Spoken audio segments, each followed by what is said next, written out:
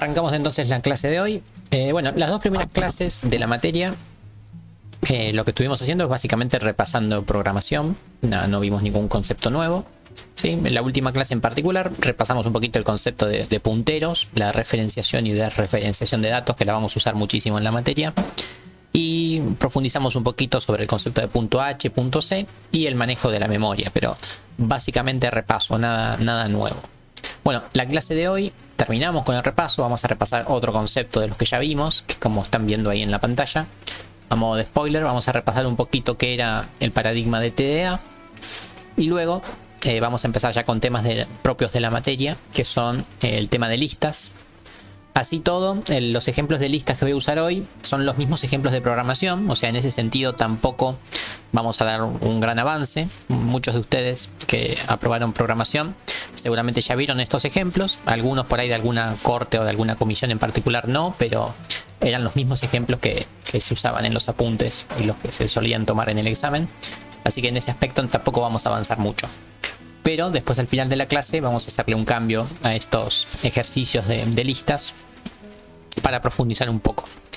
Así que bueno, lo primero que vamos a hacer es repasar un poquito TDA, porque lo vamos a estar usando durante todo el año. Así que vamos a armar un TDA bien sencillito, súper sencillo, como para que recuerden cómo era el funcionamiento de esto. Bueno, empecemos a ver qué era lo primero que necesitábamos con un TDA. O sea, no sé si se llega a ver la pantalla, pero lo único que tengo es el main.c. ¿Sí? Entonces voy a generar un TDA, que no era otra cosa más que separar el problema en pequeños problemitas, o sea, en módulos separados. Nunca dije cuál es el problema, pero nada, voy a, por ejemplo, hacer un TDA, o sea, un programa bajo el paradigma de TDA para trabajar, por ejemplo, con estudiantes, ¿sí? Entonces, ¿qué partes tenía el TDA? Efectivamente, lo primero que necesitábamos era generar el archivo de cabecera, ¿sí? El archivo .h, que la clase pasada vimos que en el archivo .h uno lo único que hacía era poner las definiciones de los elementos que quería. Entonces, por ejemplo, decíamos, bueno, acá mismo voy a guardar uno que se llame estudiante.h,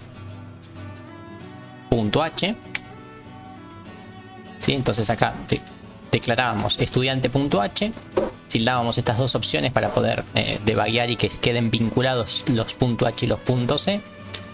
Apretamos finish y automáticamente aparece un archivo .h, un archivo de definiciones.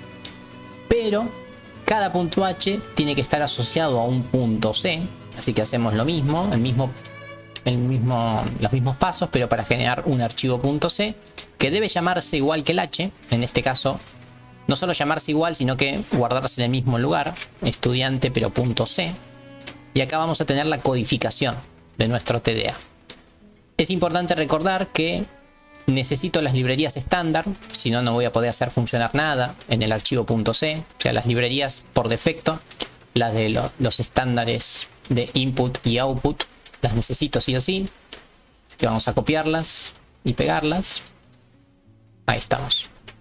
Sin esto no voy a poder hacer ni un print ni nada, ¿sí? O sea, necesito las librerías estándares de C. Seguramente alguna que otra librería más, pero bueno, acá empezaban las cuestiones interesantes, ¿no? Todo lo que teníamos declarado en el .h teníamos que incluirlo en el .c para que no sean cosas transparentes, es decir, para que se reconozca desde el archivo .c. Entonces incluimos el archivo estudiante.h. Listo. De esta forma los dos archivos van a estar asociados y van a reconocer una de las cosas que se definen sobre otras. Es importante recordar que los include personal, o sea, de librerías personales, eran con comillas y no con menores y mayores. Eso también a modo de recuerdo. Y ahora empecemos por lo siguiente. A ver, ¿por dónde hay que empezar? ¿Por el C o por el H? Es la primera pregunta que uno tiene que hacer. Un poquito la habíamos discutido en la clase pasada. Efectivamente, sobre el H. Porque el H es el que diagrama todo lo que vas a programar. Después, cómo se programa o quién lo programa ya es otro asunto, pero acá es cuando te pones de acuerdo en qué cosas vas a necesitar, ¿sí? Entonces empezamos por el H. La idea del paradigma justamente es separar todos en módulos aislados, y por lo general los módulos están asociados a estructuras, a una o dos estructuras, no más que eso.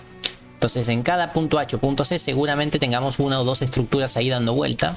que son las que le dan cuerpo a justamente el dato abstracto. En este caso va a ser un estudiante. Entonces, ¿cómo era esto? Se definía una estructura, estudiante, por ejemplo, con mayúscula, ¿sí? Es un buen hábito.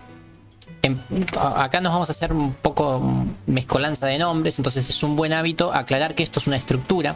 Yo lo suelo aclarar con la E, pero bueno, a veces, según la bibliografía, por ahí leen algo así como struct estudiante. Lo importante es que se note que es una estructura, ¿sí? Yo suelo poner la E al final, da igual, ¿sí? Y acá viene la siguiente pregunta. Acá tengo que definir qué datos van o no en el estudiante, no en la estructura. Entonces, yo entre las llaves debería poner acá las variables del estudiante o no. Debería poner solamente nombre y edad.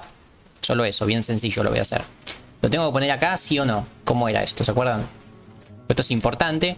Bueno, el paradigma de TDA justamente nos da una de esas restricciones. Que los datos internos de la estructura no se ponen en el H, ¿sí? En el H solamente se declara que voy a trabajar con una estructura que se llama estudiante. Pero qué datos tiene, no lo sé y no me interesa. Es importante recordar que si uno pone los datos, todo va a funcionar y va a funcionar bien. No es que no va a funcionar, sino que no está respetando el paradigma. O sea, uno es libre de ponerlos o no, pero no respeta el paradigma. Y una de las particularidades que tiene este paradigma es que se genera lo que se llama el encapsulamiento de datos, que no se puede acceder a un dato de una estructura desde alguna otra externa.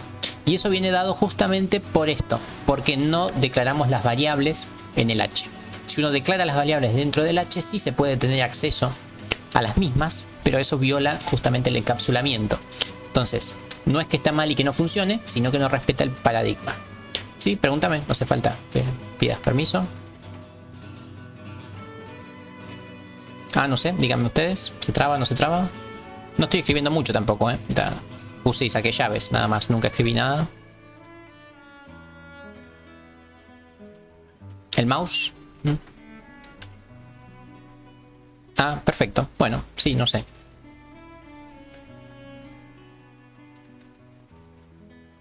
A ver, lo saco, ahí listo, lo saqué un rato. Bueno, si se puede llevar, la llevamos igual. A ver ahí. Muchas veces es minimizando y maximizando, a ver ahí, ustedes me dicen. Sí, igual si no, no sé qué más hacer. Sigue igual, bueno. Si no es mucha molestia, seguimos, obviamente. Genial, listo, lo importante es que se vea bien la letra. Bueno, ¿qué era lo siguiente que hacíamos con este paradigma? O sea, podríamos dejarlo así como está, pero el paradigma nos propone hacer algo más, ¿sí? ¿Se acuerdan qué era?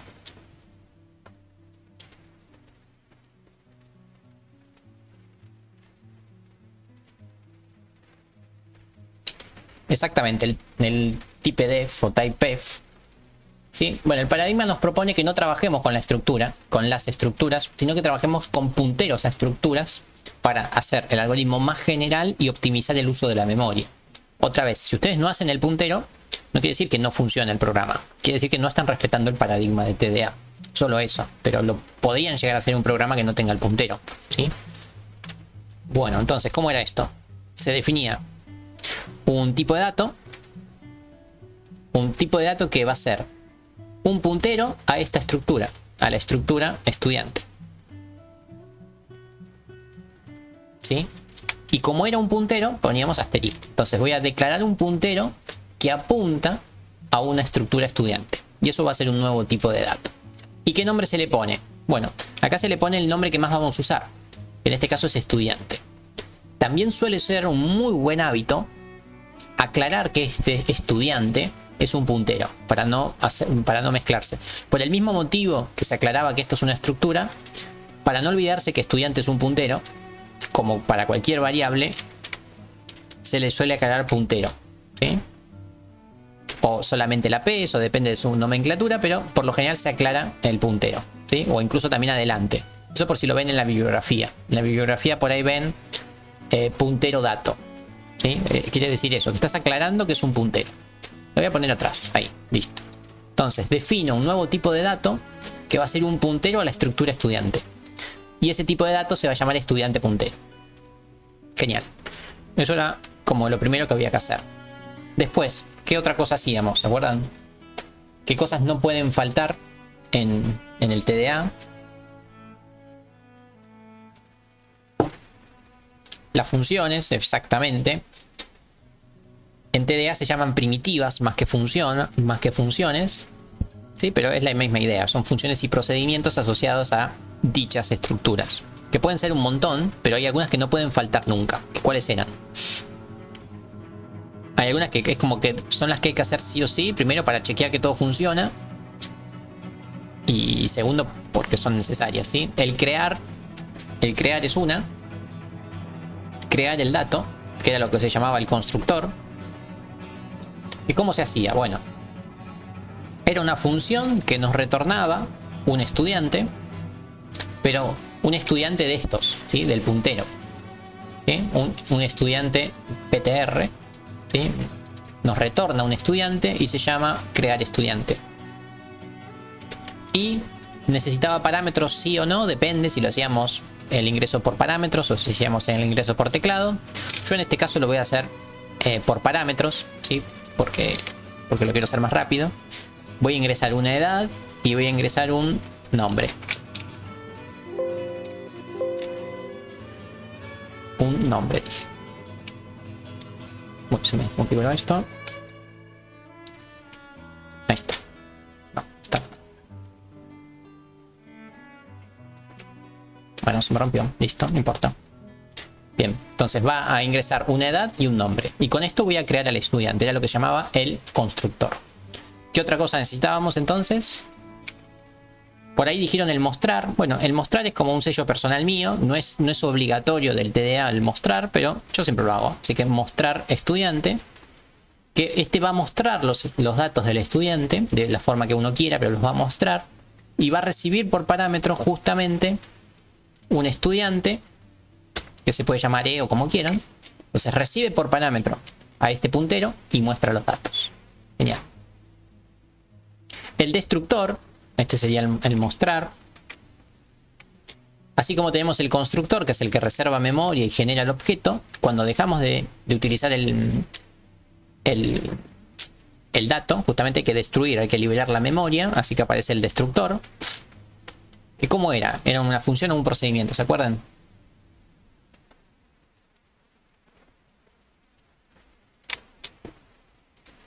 Ahí alguien me dice que puse la estructura sin estructura. Efectivamente no es, me olvidé la estructura, pero no es que me olvidé la estructura. Es que el corrector me puso estudiante estructura y en realidad yo lo que recibo es el puntero al estudiante, ¿sí? O sea, es así, ¿sí? Vos recibías por parámetro el puntero, no la estructura. Bien.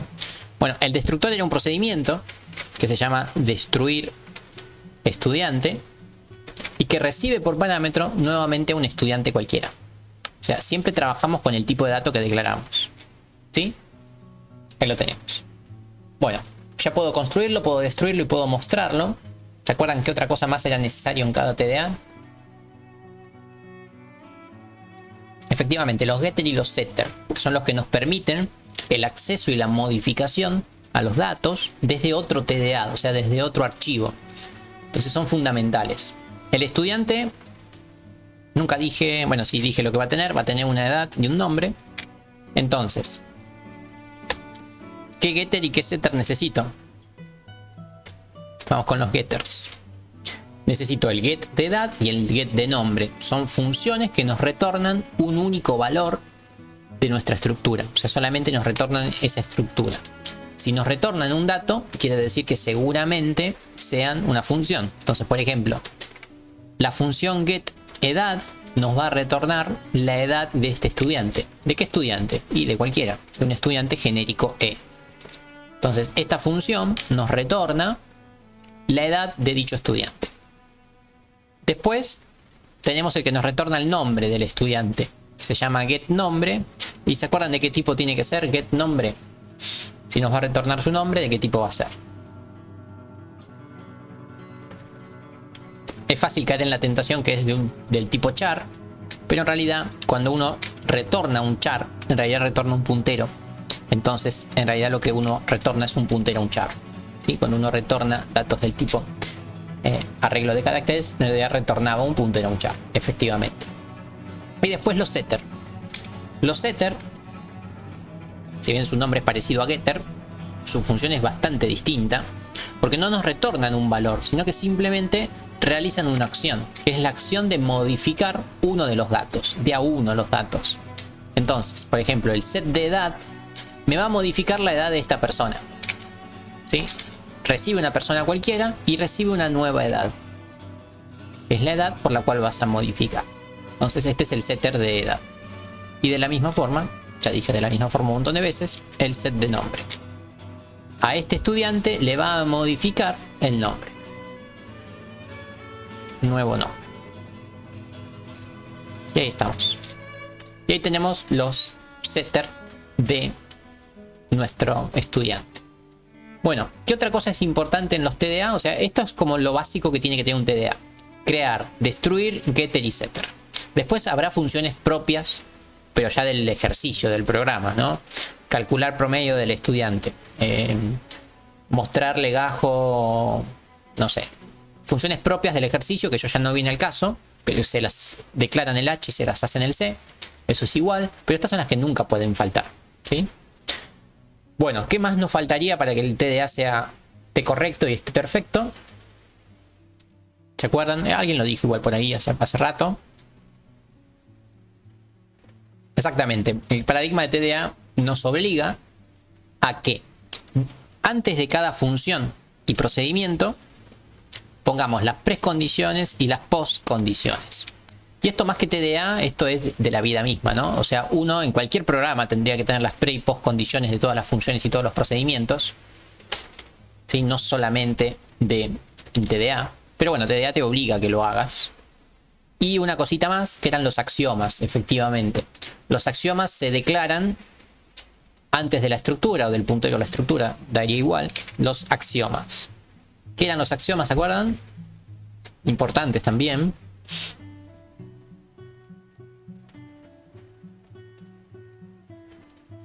Son bastante fáciles, pero también son fáciles de olvidar. ¿Se acuerdan qué se definían los axiomas? Efectivamente, el dominio de los atributos, me encantó esa respuesta, correcto. Quiere decir en qué rango se va a mover cada atributo de nuestro estudiante en este caso. O sea, en el axioma decís, la edad no puede ser negativa, el nombre no puede tener menos de 3 caracteres, y así, y eso, ¿sí? Eso definís con los axiomas. Bien, entonces esta es la estructura básica que tiene que tener un H en un paradigma de TDA, bajo el paradigma de TDA. Bueno, una vez que uno se puso de acuerdo en qué cosa va a programar en el punto H, viene el punto C y viene a programarlo, que ahí vienen los problemas. Bueno, ¿cómo hacemos? Nada, yo siempre digo lo mismo, copien y peguen, listo. Copié y pegué lo que iba a hacer, pero ¿qué cosas hay que cambiar? Por ejemplo, la definición del tipo de datos ya no la necesito porque ya lo definí una vez, ¿para qué lo voy a volver a definir? No lo necesito más. Todo lo otro sí, porque lo voy a implementar. Vamos con la estructura. ¿Qué datos necesita la estructura? Bueno, esto depende del programador. O sea, el programador acá es cuando tiene la libertad de decir qué datos necesita. Como en el H no lo definiste, vos como programador lo definís, ¿sí? Entonces acá te darás cuenta que si con la edad solo no te alcanza, le pondrás algún otro valor. Entonces vamos con los tipos de datos. Int, edad. Char, nombre. Y nada más, porque lo voy a hacer bien sencillo.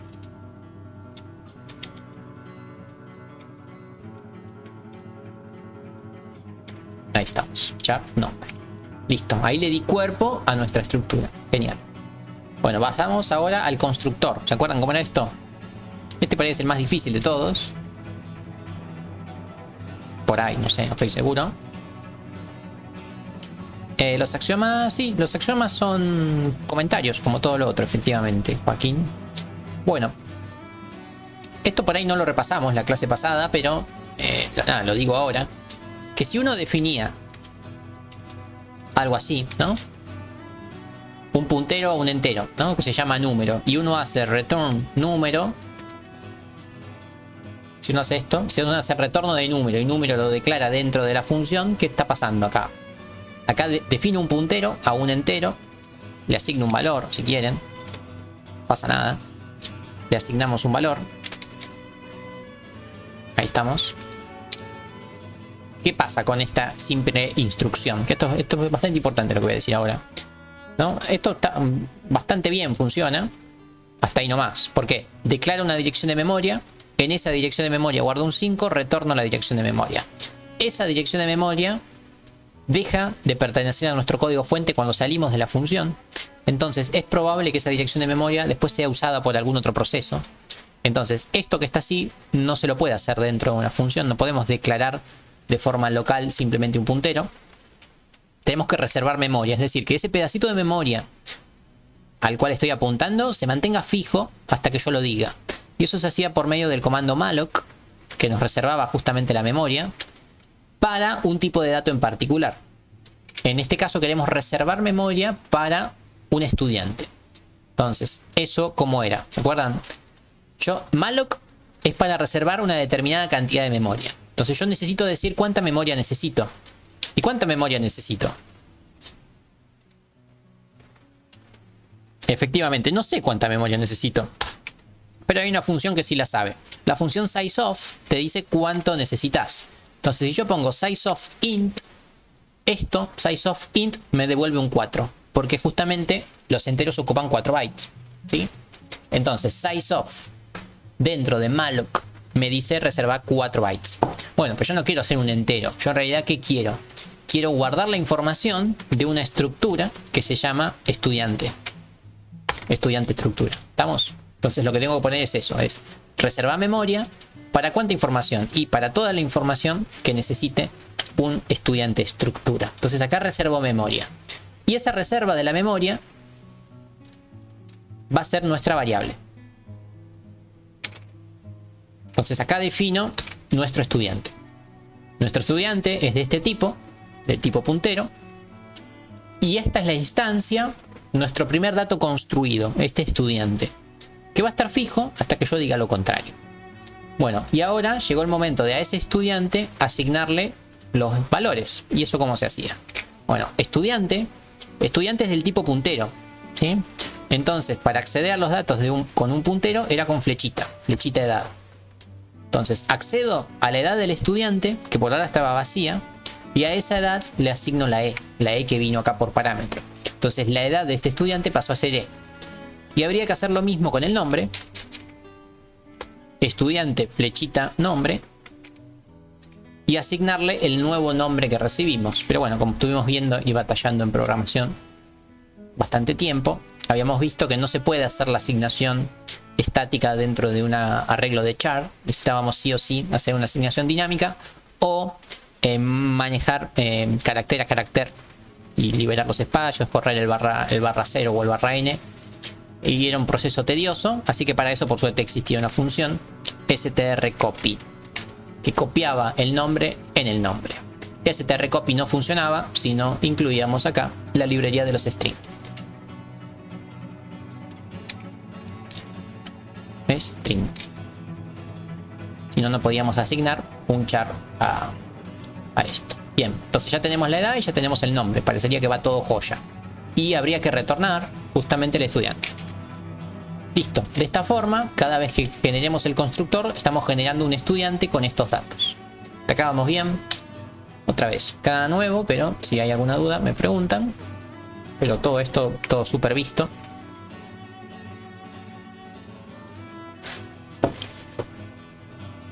Bueno, vamos al destruir.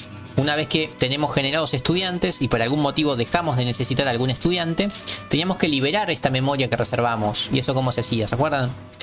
Free. Efectivamente, free estudiante. Estudiante en este caso, en este entorno, el estudiante se llama E. Por eso puse free E. Listo. Destructor, listo. Mostrar estudiante. Bueno, acá uno lo muestra como quiere. No hay problema. Vamos con un print F. Bueno, yo siempre hago lo mismo. Estudiante. Flechita, flechita. Dejo un renglón. Punto y coma y muestro los datos. Printf, comillas. Barra T. Vamos con nombre. 2 puntos. Es un string. Dejo un renglón. Edad. Es un entero. Bueno, y muestro el nombre. ¿De dónde saco el nombre? De E, flechita, nombre. Y saco la edad de E, flechita. Flechita dije, edad. Ahí estamos. Bien, hasta acá me sirven. Dejo un par de renglones para que quede más bonito, pero nada más. ¿Sí? Para tabular, sí, para que quede tabulado.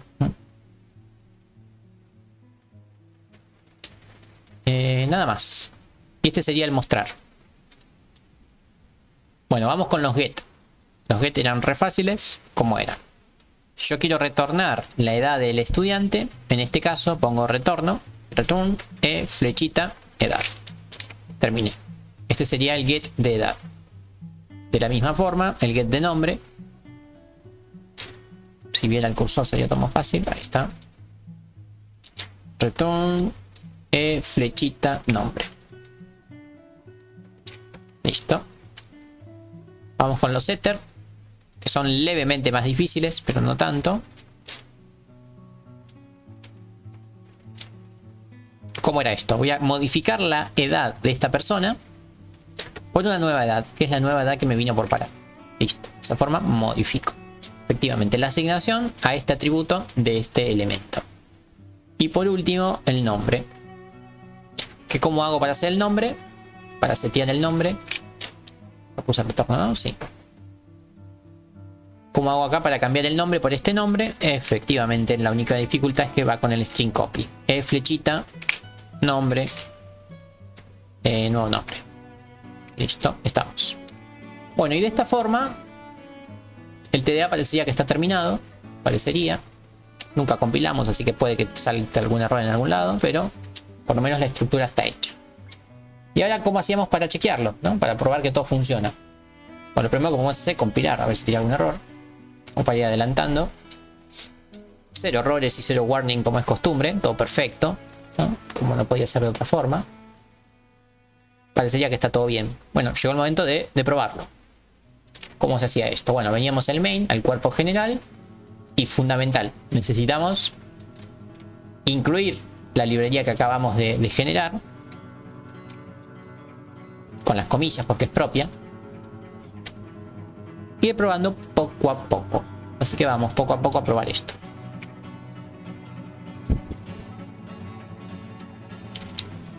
No, el string por ahora no lo necesito, el string.h, porque yo lo necesitaba en el punto C y en el punto C ya lo llamé. No estaría mal ponerlo ahora, pero por ahora no lo necesito. Cuando lo necesite lo ponemos, pero por ahora no. De hecho no sé si lo voy a necesitar, creo que no. Entonces, lo primero que necesito es, si voy a trabajar con un estudiante, es justamente generar una instancia del estudiante. Así que vamos con estudiante, el puntero, que es con el dato del TDA, y lo voy a llamar estudiante 1. Y el primer estudiante lo voy a construir. Voy a llamar a crear estudiante. Crear estudiante necesita una edad, 43 añitos, y un nombre, Felipe. Bueno, compilamos, a ver si esto funciona. Funcionó, ¿no? Me tira un warning, me dice, che, ¿para qué lo declaraste si no lo usaste? Y le digo, bueno, para un poco, ya lo uso. Pero errores no tiro ninguno. Así que por ahora va bien. Bueno, ¿qué podemos hacer con el estudiante? Y por lo pronto mostrarlo, a ver si va todo bien. Vamos a mostrar el estudiante E1. A ver si nos muestra estos mismos datos, el 43 y Felipe. Yo calculo que sí, vamos a probar. 0 errores, 0 warning, y acá está todo. Puse la tabulación en un solo lado, pero se ve bien. ¿Estamos? Así que parecería que está funcionando bien el mostrar. Va todo joya. Vamos a cambiar la tabulación antes que me olvide. Acá. Dejé un renglón y me faltó tabula. Listo. Nos faltaría probar el seteo, ¿sí? Vamos a hacer. Y esto es importante. Seguro por ahí alguno de ustedes ya está cursando objetos y por ahí se empieza a hacer una mezcolanza en la cabeza. No sé cuántos hay. A ver, ¿hay alguno que esté haciendo objetos? O que ya haya hecho objetos. Este es otro paradigma, no es exactamente objetos. Por ende, la nomenclatura cambia y el lenguaje nos obliga a cambiar también. Bueno, muy bien. En objetos, uno haría E1, o sea, separa en la instancia, punto, y accede a los métodos. El método se llamaría setNombre. Y acá pondrías el nuevo nombre. Bueno, así no es. Así no es en C. En C es al revés, porque es otro paradigma. Vos primero accedes a las funciones. Voy a decir, voy a cambiar el nombre. ¿El nombre de quién? Y de E1. ¿Y por cuál lo voy a cambiar? Por Nico. ¿sí? Porque acá no trabajamos con objetos y sus métodos, trabajamos con funciones que necesitan determinados elementos. Bueno, cambiamos el nombre y después lo que podríamos hacer es chequear si de verdad cambió. Vamos a probarlo.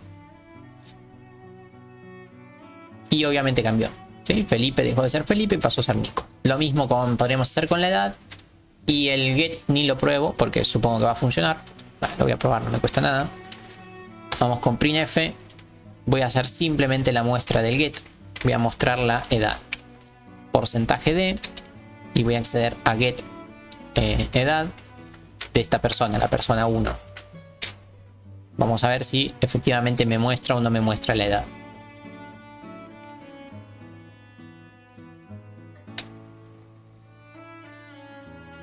Ahí me tiró un warning que no me gusta nada, pero no importa. Ah, no, ningún warning. Perfecto. Así que está funcionando todo bien. Bueno, hasta acá, ¿cómo vamos? Con esto terminamos el repaso de TDA. Bien sencillito. Si empezaron a hacer el ejercicio de lotería o mismo el de TDA, por ahí se topan con el problema de que tienen que anidar dos TDA. ¿Se acuerdan cómo era eso? Teníamos que poner un TDA dentro de otro. ¿Qué había que hacer? ¿Se acuerdan? Va a depender un poco del problema que tengan que resolver, pero la idea era sencilla.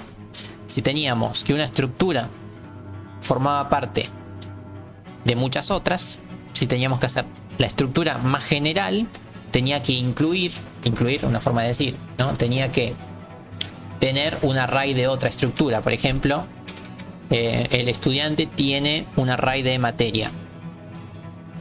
Se llamaban en plural materias, corchete, qué sé yo, 15. ¿Sí? Esto quería decir que el estudiante tenía 15 materias. Y esta materia en realidad era del tipo puntero y era otra estructura bajo el paradigma de TDA. ¿Sí? Y si el estudiante tiene un único, no sé, docente, puntero, pero era uno solo, hacíamos así. El docente es del tipo docente y poníamos uno solo. O sea, el anidar struct era bastante sencillo, no había grandes cosas para recordar. Lo voy a dejar comentado por si le sirve a alguien para el ejercicio, pero era muy fácil anidar las estructuras, ¿sí?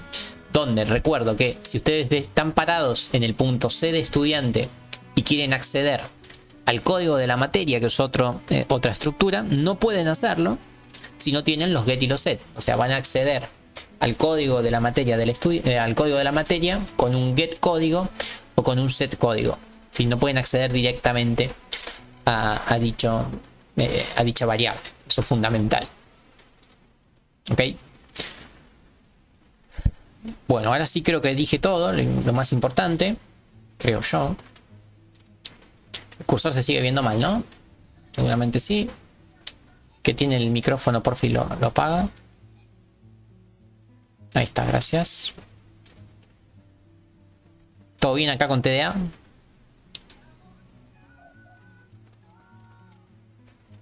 Genial.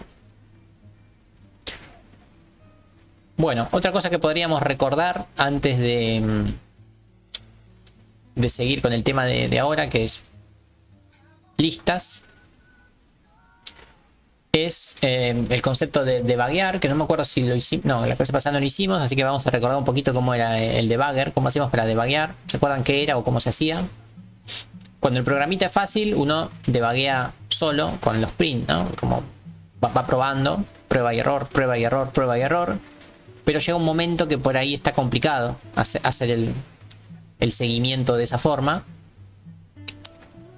Era básicamente hacer como una prueba de escritorio, ¿sí? Las pruebas de escritorios que hacíamos en el curso de ingreso, en las primeras clases de programación. Bueno, eso se puede hacer también con el Codeblocks, por ejemplo, de la siguiente forma. Poniendo lo que se llaman los checkpoints, haciendo clic sobre los numeritos y decir, bueno, cuando llegues al renglón 11, frena y mostrame cómo vas. Y bueno, y así con todos los otros, ¿sí? Y creo que hay que elegir primero las pestañas, pero no importa, ahora me fijo. Vamos a debuguear y vamos a start debug. Suele tardar más que compilar, porque es un proceso raro. ¿Sí? Miremos esto. ¿Ven? Acá puso pausa en estudiante estructura. Esta clase no lo vamos a usar mucho, pero la clase que viene seguramente sí. O sea, ejecutó el print y está tratando de generar al estudiante, ¿sí? Y acá me dice, mira, generé una variable local E1. Nada más me está diciendo por ahora. Después vamos al siguiente checkpoint. Creo que es con este. A ver, o este. Yo calculo que es este. A ver. Que no me dice. Este debe ser next. Bueno, vamos con el siguiente. Ahí está. Ahí pasó al siguiente. ¿Sí? El mostrar no te muestra la salida por pantalla. De hecho, el mostrar lo vamos a ver en la consola una vez que termine. ¿Sí? Pero lo que sí vemos es que entre E1, cuando se reservó memoria con el crear, vemos que cambió la memoria del E1 justamente. ¿Sí? Bueno, ahora vamos al set, que no vamos a notar ningún cambio, creo yo. ¿Sí? No notamos nada. Pero acá sí ya vemos la salida, esto que no nos alimentan nada. Y cuando le damos siguiente, bueno, termina el programa, termina el debug. ¿Sí? Entonces, esto lo vamos a usar la clase que viene, calculo, o por ahí la otra, donde vamos a configurar un poco esto para que se vea un cachito mejor. Pero es importante que lo vayan utilizando otra vez, o sea, que vayan recordando un poco cómo era esto del debugger, ¿sí? El debugger tiene un montón de solapas, que creo que se ven desde acá, Windows. La única que nos va a interesar por ahora es la de watches, ¿sí? Solamente esta de acá. Las otras hablan más de lo que estuvimos viendo en la clase pasada, de qué posiciones de memoria y esas cuestiones, y de las llamadas a la memoria. Pero la única que nos va a interesar por ahora es esta, la que nos va a decir qué tenemos guardado y dónde está guardado, ¿sí? Así que nada, lo dejamos ahí por si hoy lo uso, pero vayan refrescando y utilizándolo en sus máquinas, porque lo vamos a invocar bastante más adelante. Así que bueno, ese ha sido el repaso de TDA. No sé si tienen algo que comentar, si no ya vamos con lo que sigue.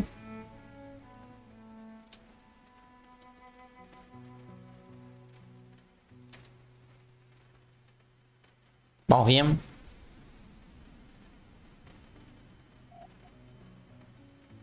Genial. Bueno, ahora pasemos al tema de hoy. ¿Sí? Vamos a cerrar todo esto. Bueno, y el tema de hoy, como ya les dije, para algunos de alguna determinada comisión por ahí es repaso, para otros no tanto. Pero el concepto es bastante intuitivo, que es el concepto de listas. Que lo encuentre y lo vea. Acá, de listas.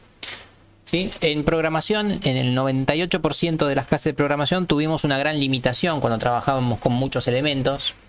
Cuando trabajamos con muchos elementos, o sea, decíamos, un estudiante tiene aprobada un montón de materias. Ese plural de materias lo trabajábamos por medio de un array. Y un array tenía un gran inconveniente, que era que el array siempre necesitábamos conocer el tipo de dato del array. O sea, necesitábamos decir int vector, char nombre. O sea, siempre decíamos el tipo de dato del vector para saber cuántas posiciones ocupa cada elemento. O sea, necesitábamos eso. Y peor aún, necesitábamos el tamaño, la dimensión, efectivamente. Muchas veces necesitábamos enviar por parámetro la cantidad de elementos que tenía el array. Y cuando definíamos el array, teníamos que setearlo con una cantidad máxima. Cuando poníamos nombre 20, estábamos diciendo, bueno, necesito 20 posiciones para guardar 20 letras. ¿Sí? Cuando hacíamos un vector 5, quería decir que íbamos a guardar 5 números en el vector. Entonces teníamos dos limitaciones: la limitación del tipo de dato y la limitación de la cantidad de elementos. Y eso era fácil de manejar, pero difícil de adaptarlo a un programa. Por ejemplo, nosotros en sistemas, que cuando yo estudiaba en el 2015, cuando empecé la carrera, por ejemplo, las comisiones eran de 100 personas, como mucho, comisiones de primer año. Y las comisiones de segundo eran de 30. Entonces uno podía definir un array de 100 estudiantes para programación y un array de 30 estudiantes para IED, por ejemplo. Sin embargo, ahora en programación tenemos 4 comisiones de más de 150 personas cada una. Entonces, si el array hubiera estado fijo, no nos hubiera alcanzado. Tenemos que modificarlo. Lo mismo en IED. Un solo array de 30 no nos alcanza. Necesitaríamos 2 array de 100, perdón. Entonces, el problema de que aumenten mucho los datos verdaderamente es un problema, porque uno podría decir, bueno, ya fue, poné 1000 estudiantes y eso te va a alcanzar. El problema es que eso ocupa demasiada memoria, es demasiado esfuerzo por ahí innecesario. Entonces para eso surge el concepto de las listas. Las listas internamente, si quieren, las pueden pensar como que son un array, son una colección de muchos elementos, pero ya dejamos de tener la limitación de que los elementos son del mismo tipo. Los elementos pueden ser de cualquier tipo ahora, y mejor aún, no importa cuántos elementos tenemos, podemos tener 2, podemos tener 10, podemos tener 100, pero eso nunca se define. Eso es indiferente, no nos interesa cuántos elementos son, nosotros los vamos agregando o sacando y nuestra lista se adapta.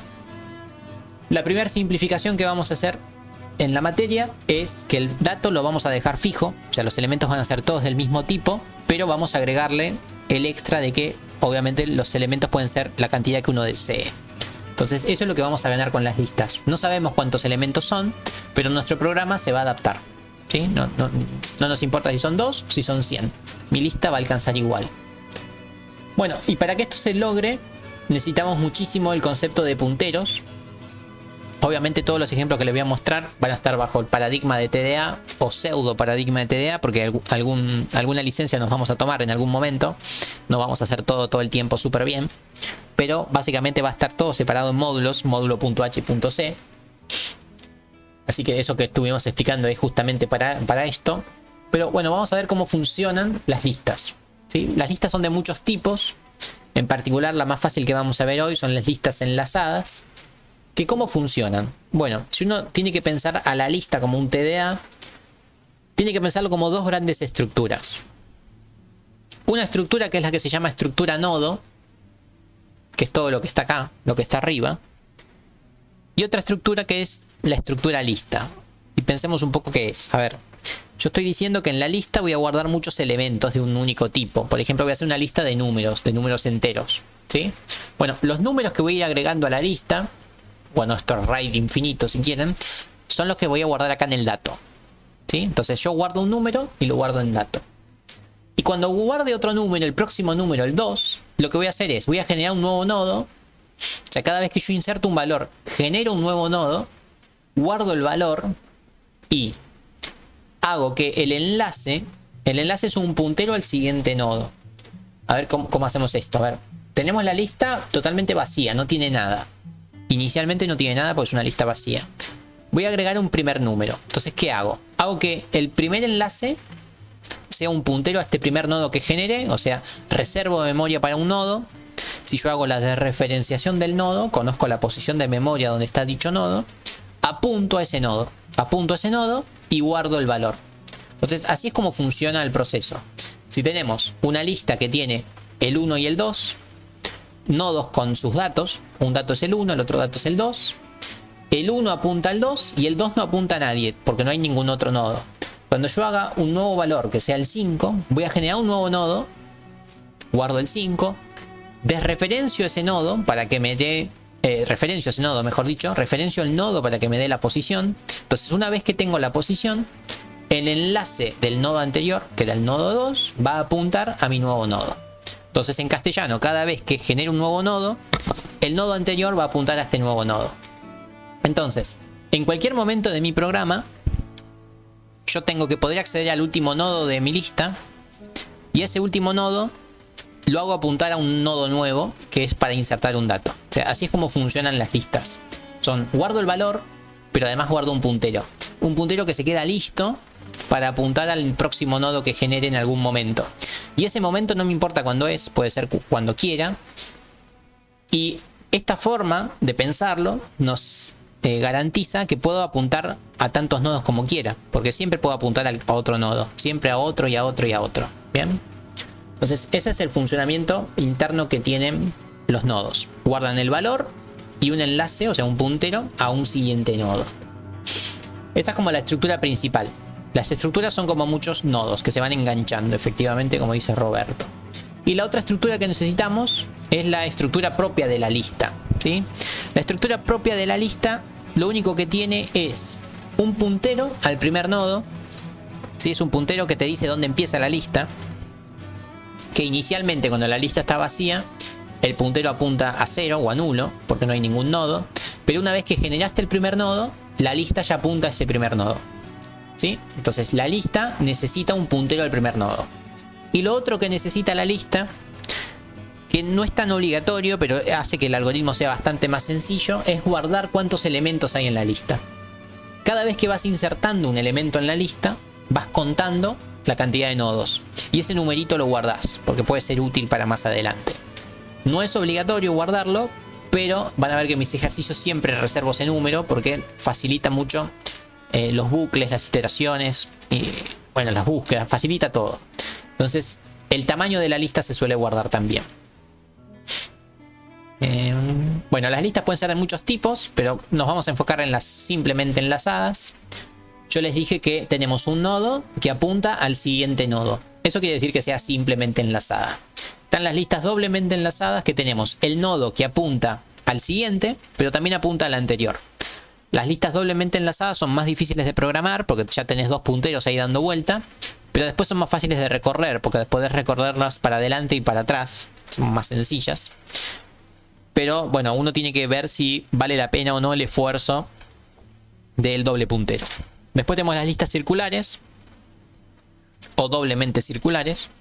Las circulares son las que apuntan siempre al siguiente, igual que las simplemente enlazadas, pero cuando llegas al último nodo, apunta otra vez al primero, ¿sí? Entonces, es como que se forma un círculo. Y las doblemente circulares son las que son doblemente enlazadas, o sea que apuntan al primero y al anterior, al siguiente y al anterior, perdón, pero cuando llegan al final, vuelven a apuntar al primero. Entonces también es como que se forma un círculo. Otra vez, reitero, nosotros nos vamos a enfocar solo en estas. Y podrían existir otro tipo de listas. Eso dependerá del problema que tengan que resolver. Así que vamos a ver un poco cómo se codifica todo esto. Bueno, acá es más o menos lo que expliqué en el aire. Cómo se inserta un nodo. No sé si aporta mucho nuevo. Tenemos una lista que tiene A, B y C inicialmente. O sea, el dato es A y apunta al siguiente nodo. El dato es B, apunta al siguiente nodo y es C. Y genero un nuevo nodo, el nodo D. Entonces, cuando yo quiero insertar D en mi lista, lo que tengo que hacer es, primero, defino el nodo. O sea, hago crear nodo. Listo. Hago nodo flechita dato y guardo la E. O sea, guardé la D en el nodo. Hasta ahí va fácil. Ya tengo el nodo, lo referencio con el ampersand. El ampersand me dice, bueno, este nodo lo tenés la D y ya sabes dónde queda. Porque queda en ampersand nodo. Bueno, entonces lo que hago es recorro la lista, que ya la tenía, hasta acá la tenía, hasta C tenía la lista.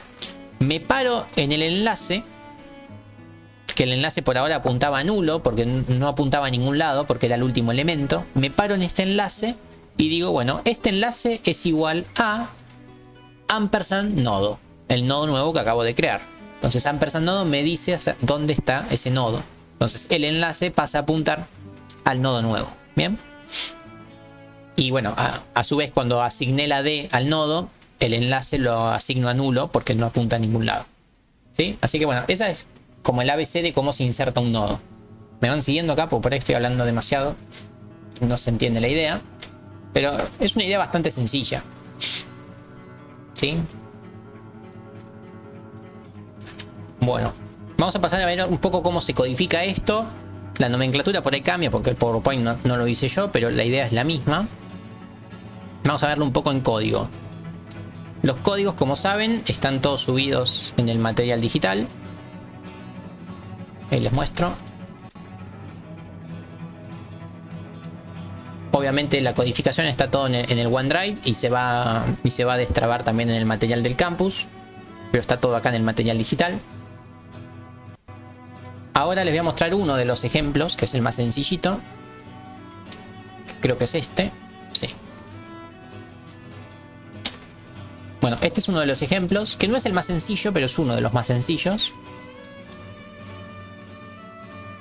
¿Es este? Sí. Bueno, sí, es el segundo más fácil, pero vamos a explicar esto. Acá tenemos lista, nuestra primera lista. Estoy parado en lista H, o sea, en la definición de las cosas. Todo esto, los enumeradores, ¿se acuerdan que eran para darle un nombre a algún valor entero? ¿Sí? Eran simplemente para que el código fuente quede más prolijo, pero ignoremos totalmente los enumeradores, ¿sí? No nos importa. Pasemos a lo importante, al TDA, ¿no? Yo les dije que Para que nuestra lista funcione, vamos a necesitar un nodo, la estructura nodo, que es la que va a almacenar el dato y el puntero al siguiente, y la estructura lista, que es la que guarda el puntero al primer nodo y la que guarda el tamaño.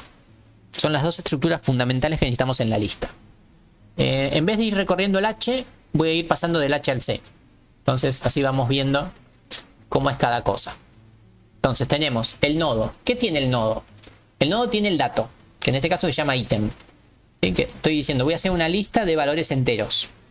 Entonces cada nodo guarda un entero y apunta al próximo nodo. Esto es un puntero al próximo nodo, ¿sí? Se llama próximo. Apunta al próximo nodo.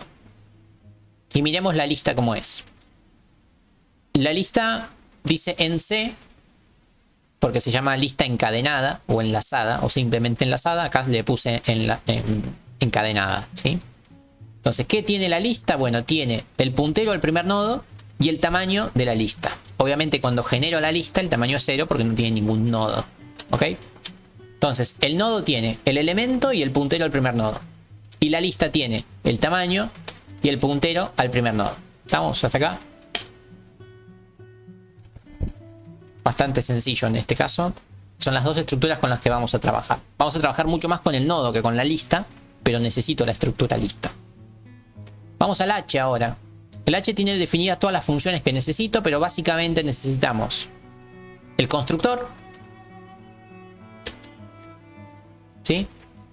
El constructor de la lista y el constructor de cada nodo, ¿sí? Hay dos constructores porque hay dos estructuras, básicamente. Este construye la lista inicialmente y este construye cada nodo.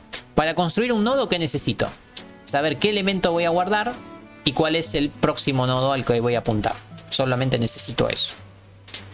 Después estas dos no tienen mucho que ver con TDA. Bueno, liberar sí, ¿no? Es el destruir. Está vacía, es para saber si el tamaño vale 0, pero no nos interesa mucho.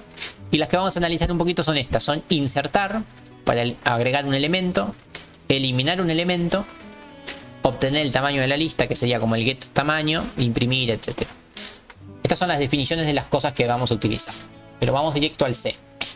Vamos a analizar un poco lo que hacemos. Vamos primero con crear lista. Crear lista tiene otro nombre, pero no es otra cosa más que un constructor. Entonces lo único que hago es reservo memoria para la lista encadenada, ¿sí? Si por algún motivo no pude reservar memoria para la lista, porque se me acabó la memoria, qué sé yo, la pila de stack no da más, bueno, si pasó eso, retorno nulo, como que algo falló. No nos interesa este if. El que nos interesa es este otro. Cuando creo la lista, inicialmente apunta a nulo, porque no hay ningún nodo que sea el primero. Y el tamaño de la lista es 0. Re fácil, ¿sí? Al crear la lista, inicialmente el tamaño es 0 y apunta a ningún lado, porque no existe ningún primer nodo. Listo, ese es el constructor de lista, que es el más sencillo. Liberar lista es un free, que no nos interesa mucho, ¿sí? Si la lista existe, la libero, ¿sí? Y hago que apunte otra vez al nulo. Nada. No nos interesa mucho, hacemos a lo más importante. Bueno, este es para decir si la lista está vacía, o sea, si el puntero de la lista, que es el que apunta al primer nodo, es nulo, o sea, si no hay ningún primer nodo, quiere decir que está vacía, ¿sí? O sea, pasa a estar en true. Si no, es falso, si no, quiere decir que no estaba vacía. Tampoco nos interesa tanto enfocarnos en eso, pero si se fijan, más allá de todas las condiciones que hay para que no se rompa, la condición clave son siempre dos renglones, son muy sencillitas. De hecho, en el material digital tienen uno que se llama listas simple. Material de clase lista simple. Es un programa que saca un montón de estos if, que son para que entiendan por ahí más fácil el código, pero yo les voy marcando la parte más importante. La parte más importante es esta, ¿sí? Si el inicio es nulo, quiere decir que la lista está vacía, nada más. Bueno, y pasemos a crear el nodo, que este es más interesante. Voy a generar un nuevo nodo. Para generar un nuevo nodo, ¿qué necesito? Necesito obviamente el elemento que voy a guardar en el nodo y el puntero al próximo nodo.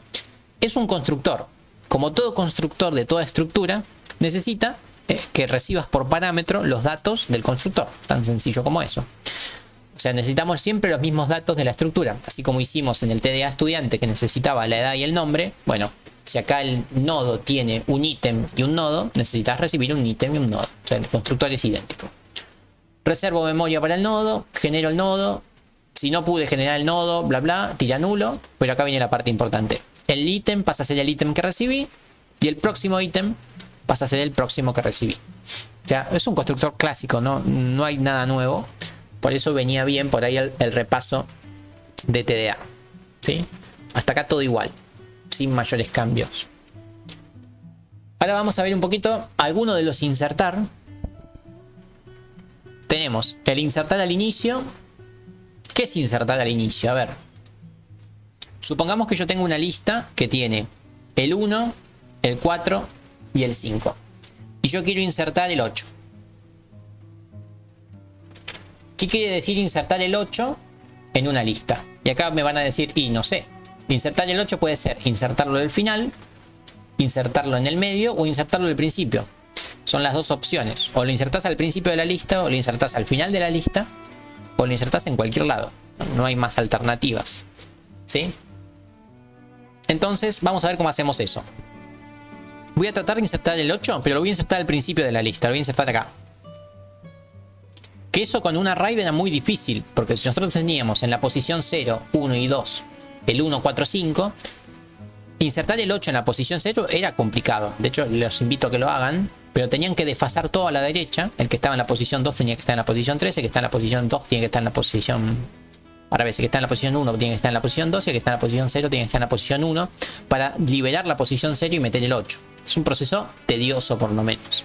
Con la lista es bastante más difícil, más fácil, perdón. Vamos a insertar al inicio el 8. Entonces recibo por parámetro el 8, obviamente, y recibo la lista, que es esta, que es en la que quiero insertar. Bueno, si la lista está vacía, no hago nada. Nada, un manejo de error, no importa, ignoren esos renglones. Genero un nuevo nodo, o sea, constructor de nuevo nodo. Genero un nuevo nodo con este ítem que recibí y con el primer nodo de la lista. ¿Por qué? Porque yo lo voy a insertar al principio. Dije, voy a insertar el 8 al principio de la lista. ¿Y dónde está el principio de la lista? Y el principio de la lista es el primer nodo de la lista. Entonces hago lista, flechita, inicio. Inicio es el puntero al primer nodo. Entonces de esta forma yo construí un nuevo nodo que almacena el 8 y que está en la primera ubicación de la lista. Tan sencillo como eso. Si por algún motivo no se pudo generar el nuevo nodo, error. ¿Sí? A ver, el 1 está en un nodo. Está en un nodo que apunta al 4. ¿Sí? El 1 está en un nodo que apunta al 4. Al yo hacer esto, estoy generando un nuevo nodo que tiene al 8. ¿Sí? Y que su puntero, ¿a cuál apunta? Apunta al inicio. ¿Y el inicio cuál era? Era el 1. Estoy generando un nuevo nodo que está apuntando al 1. Yo al 1 no lo toqué nunca, no le hice nada. ¿Te entiendes eso? Mi lista apuntaba al 1. Yo genero un nuevo nodo. En este nuevo nodo guardo el 8. Y este nuevo nodo es el que apunta al 1 ahora. ¿Sí? Entonces, quedó que mi lista... que mi nuevo nodo apunta al 1. Y el 1 era el primer elemento. Entonces el 8 pasa a ser ahora mi primer elemento. Porque está apuntando al 1. Quiere decir que el 1 viene después. Y eso que me están preguntando viene acá. Digo, bueno, ya hice que mi nodo apunte al 1. Que era el primer elemento. Ahora la lista ya no apunta más al 1. Porque ya el 1 no es más el primer elemento. El primer elemento es el nuevo nodo, el que acabo de generar. ¿Sí? Si todo esto salió bien, quiere decir que aumento en 1 el tamaño. ¿Sí? Bueno, y esto es, otra vez, al igual que acá arriba, es manejo de errores. Si por algún motivo no pude generar el nuevo nodo, que puede ser porque el ítem no era un entero, o porque manejé mal los enteros, los punteros, o porque me quedé sin memoria, si no pude generar esto, o sea, si el nodo me quedó nulo, estructura no inicializada, es un error. Recuerden que los retornos de números enteros negativos es para manejar errores. Quiere decir que no pude inicializar el nodo. Lo mismo que había dicho acá con la lista. Es un enumerador, ¿sí? Los enumeradores que habíamos definido adelante de todo. Acá son algunos de estos enumeradores. En este caso, estructura no inicializada. Lo importante es que son números negativos. Los números negativos en C se utilizan para marcar errores. Si me retorna un número negativo es un error. El 0 es que va todo bien. Y el 0 en adelante también. ¿Sí? Pero es un enumerador, nada más. Entonces, ¿se entendió este proceso? Porque este es el interesante. Es bastante interesante. Genero el nodo. Hago que apunte al que antes era el primer nodo. Listo. Pero ahora tengo que hacer que el primer nodo sea el nuevo. Ya no es más el que era antes. Añadir... No. Añadir al principio no es una pila. De hecho todavía no vimos pilas. Ya lo vamos a ver más adelante. De hecho en la pila siempre agregas al final, nunca al principio. Bueno. Ahí ya sabemos insertar un elemento al principio de la lista. ¿Estamos? Después tenemos el insertar en cualquier posición, que es bastante más extenso, y el insertar al final. ¿Sí? Vamos a analizar un poquito el insertar en cualquier posición. Este insertar, vamos a hacer el mismo ejemplo. Tengo la misma lista, el 1, 4 y el 5, y voy a tratar de insertar el 8. O sea, necesito otra vez a la lista y necesito el ítem que voy a insertar, el 8.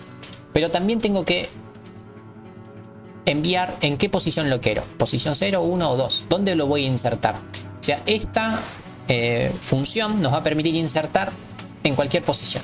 ¿Sí? Otra vez. Si la lista está vacía, error. Si la posición en la que quiero insertar es menor que 0 o es mayor que el tamaño, error. O sea, no puedo insertar en la posición -1, no puedo insertar en la posición 8 porque no existen. Todas estas nos van a dar errores. ¿Sí? Pero pasemos al caso en el que sí se puede. Si yo quiero insertar en la posición 0, ¿sí? Si yo quiero insertar en la posición 0, en realidad, ¿qué quiero hacer? Quiero insertar al inicio, que ya lo hice. ¿No? Ya está, esta ya está hecha. Insertar en la posición 0 es lo mismo que lo que hice acá. Entonces no tiene sentido evaluar si la posición es 0. Esto, ahora que lo pienso, se podría hacer un poquito mejor. O sea, si la posición es menor que 1, podríamos decir error, como que no tiene sentido. Un poco para la otra tenías insertada al inicio, pero bueno, no importa. Así está bien. Si la posición en la que querés insertar es la 0, y llama la función de antes que la acabamos de hacer. Si la posición en la que querés insertar no es la 0 y cumple con esto, vamos a insertar. Vamos a ver cómo se inserta. Y esta parte es interesante. Escribí todo pésimo, pero es interesante. A ver. Vamos a insertar el 8 en la lista. Genero un nodo de forma auxiliar, cualquiera, un nodo cualquiera, y digo que este nodo que momentáneamente apunte al primer nodo de la lista. O sea, que momentáneamente el nodo apunte al 1. ¿Sí? Mi valor auxiliar, que es el que acabo de generar, coincide con el nodo inicial de la lista, el 1, si quieren, véanlo así. O sea, mi nodo auxiliar es exactamente igual al nodo el primer nodo de la lista. Bueno, y ahora lo que voy a hacer por primera vez, que esto no lo habíamos hecho nunca, es voy a tratar de recorrer mi lista. ¿Sí? ¿Cómo hago yo para recorrer un array, o en este caso una lista? ¿Sí? Me muevo, ¿se acuerdan esto? De la posición 0 hasta la posición tamaño. ¿Sí? ¿Se acuerdan esto? Que si queríamos insertar en la posición 4, quiere decir que me voy a mover 4 posiciones. ¿Sí? O sea, nada, es un for. ¿Qué es lo que hago con este for? Digo que si vos querés insertar en la posición 2, me voy a ir moviendo 2 casilleros diciendo que, bueno, el auxiliar, el nodo auxiliar, va a ser no el en el que estaba parado, sino el que le sigue. O sea, esta es la forma de moverse en un nodo. El nodo inicialmente es el nodo 1. ¿Sí? Si yo entro una vez al for, ¿qué voy a decir? Bueno, hago que este nodo ya no sea más el 1, sino que sea el que le sigue al 1, el 4. Entonces mi auxiliar va a pasar a ser el 4. ¿Sí? Si vuelvo a entrar al for, mi auxiliar va a ser el 5, etc. ¿Sí? O sea, esta forma es en la que uno se va moviendo por los nodos. Dice, bueno, me paro en un nodo y paso al próximo. Pasar al próximo nodo, lo vuelvo a guardar en mi nodo. ¿Sí? Yo estoy en el nodo n, paso al nodo n más 1 y ahí guardo mi nuevo nodo. Entonces es la forma de irse moviendo. Esa es la particularidad que tiene, a diferencia de los arrays. Vos los arrays te podías mover de una posición a la otra sin problemas. Con las listas no. Con las listas podés pasar de un nodo al que le sigue, nada más. Y una vez que avanzaste en una posición ya no podés volver a la anterior. Siempre vas avanzando en la posición en la siguiente, de un nodo al otro, de un nodo al otro. Bueno, entonces, si yo quiero guardar en la posición 5, me muevo hasta la posición 4. O sea, si yo quiero guardar acá, en la posición 3 sería acá, no me muevo a la posición 3. Me muevo hasta la posición anterior, que sería la posición donde está el 4, por eso es posición -1. Me muevo hasta una antes, y cuando me moví hasta una antes, ahí genero el nodo. ¿Sí? Digo, bueno, generate un nodo con el ítem que querés guardar, y si estoy parado en el 4, el próximo es el 5, entonces le asigno el valor próximo a mi nuevo nodo. Entonces mi nuevo nodo, que es el 8, hago que apunte al próximo, y el próximo va a ser el 5, porque yo me paré en el 4. Esta parte es la más confusa por ahí, pero es la más importante, ¿no? Si yo quiero guardar en la posición donde teníamos el 5, me tengo que parar en una menos. O sea, freno un rato antes. Freno en el 4, y cuando frené en el 4, genero el nodo con el 8, y hago que el nodo con el 8 apunte al siguiente. O sea, que apunte al 5. ¿Estamos? Entonces, el nodo con el 8 va a apuntar al 5. O sea, el 8 ya está encadenado con el 5. ¿Estamos? Generé el nodo y hago que apunte justamente al 5. Y acá viene lo interesante. El 8 yo ya hice que apunte al 5, pero el 4 no está apuntando al 8. Y es lo que yo quiero, porque el 8 tiene que estar entre el 4 y el 5. Y eso es lo que viene acá. Digo, bueno, estoy parado en el auxiliar, que era el 4. Acabo de decir que estaba parado en el 4. Digo, bueno, el próximo al 4 que no sea más el 5, que sea el nuevo nodo. Y el nuevo nodo es el que tiene el 8. ¿Estamos? Entonces, si quiero insertar en la posición n, me paro en la posición n-1. Cuando estoy en la posición n-1, lo que tengo que hacer es genero un nuevo nodo, le guardo el valor, hago que este nuevo nodo apunte a la posición n, porque la conozco, porque es la siguiente a la n-1, y una vez que logré eso, como estoy parado en la posición n-1, hago que la posición n-1 apunte al nuevo nodo.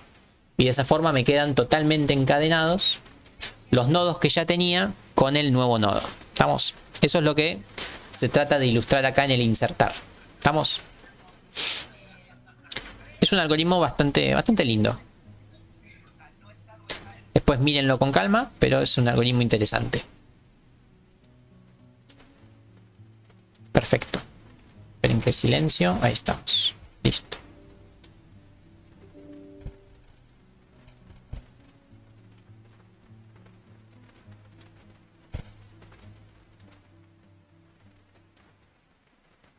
Bien, genial. Bueno, ese es el insertar.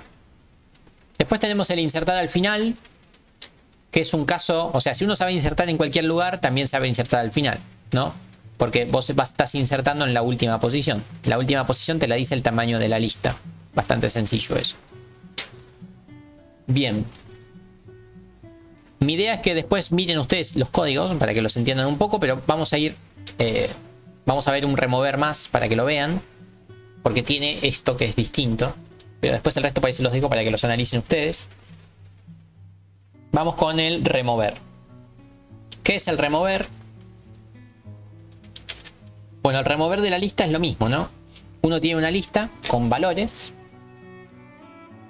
Si yo quiero eliminar un valor, y hay como tres chances otra vez. O eliminar el último, o eliminar el primero, o eliminar cualquiera de cualquier posición. Son los tres casos que uno puede analizar. Si uno hace el de eliminar en cualquier posición, ya internamente es como eliminar el primero y el último también, podrían hacerlo. Así que vamos a ver primero el de remover el primer elemento. ¿Por qué siempre hago el remover al primero? ¿Por qué siempre empiezo por ese? Porque ese es el más fácil. ¿Por qué es el más fácil? Porque la lista, por definición, apunta al primer nodo. Entonces borrar el primer nodo es re fácil, porque tengo acceso al toque. No necesito recorrer nada, es siempre el mismo. ¿Estamos? Bueno, entonces voy a eliminar el primer elemento, que sería el 1. Le voy a poner otro número para no confundirnos, el 9. Voy a borrar el 9, que es el primer elemento.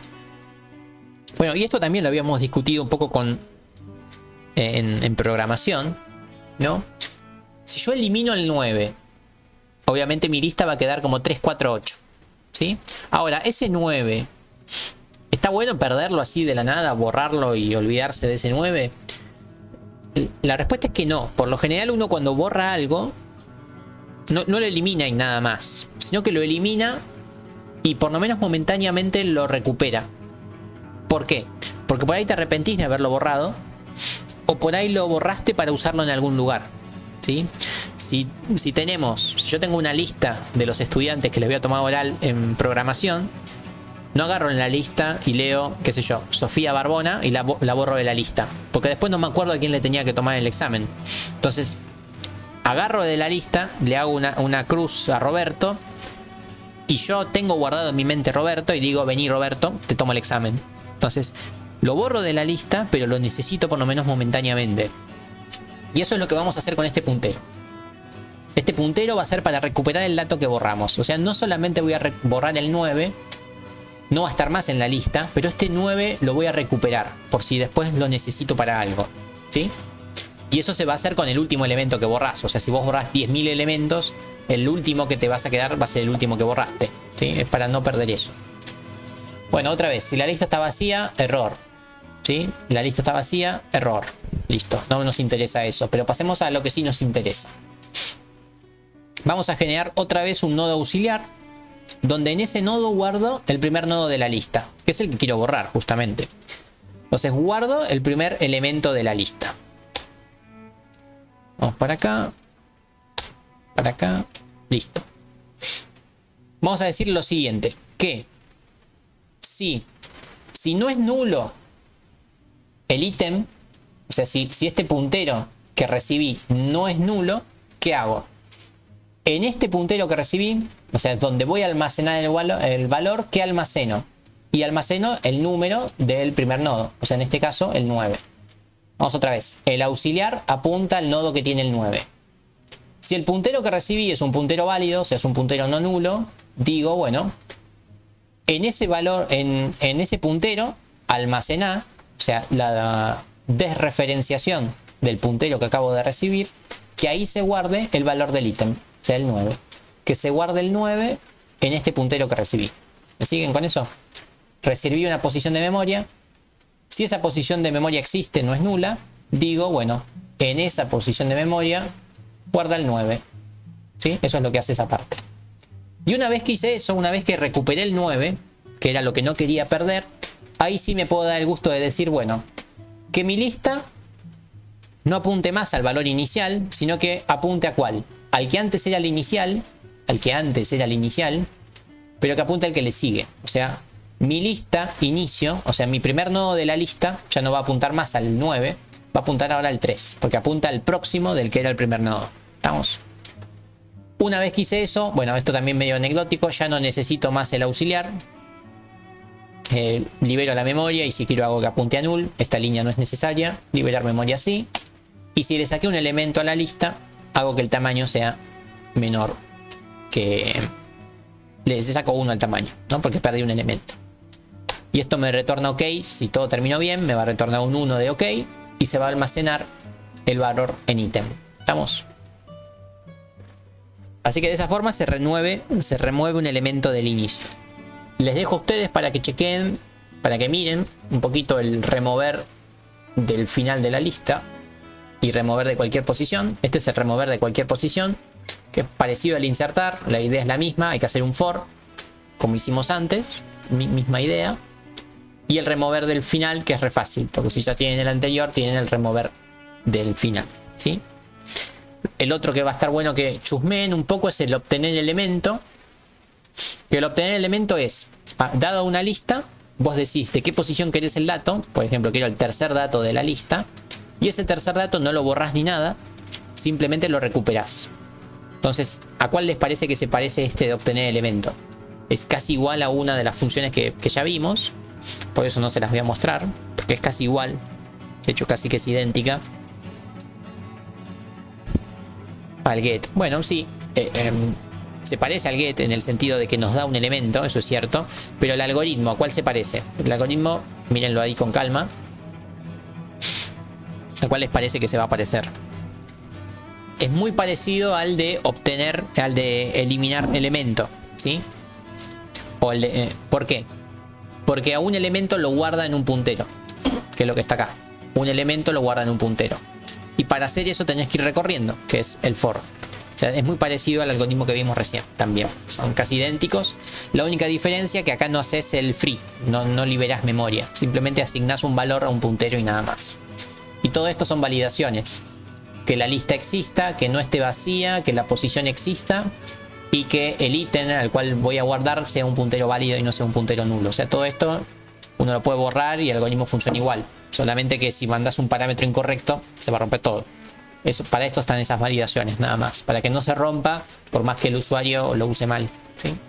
Pero otra vez, todo esto no forma parte del obtener tamaño. El obtener tamaño podría estar reducido a esto.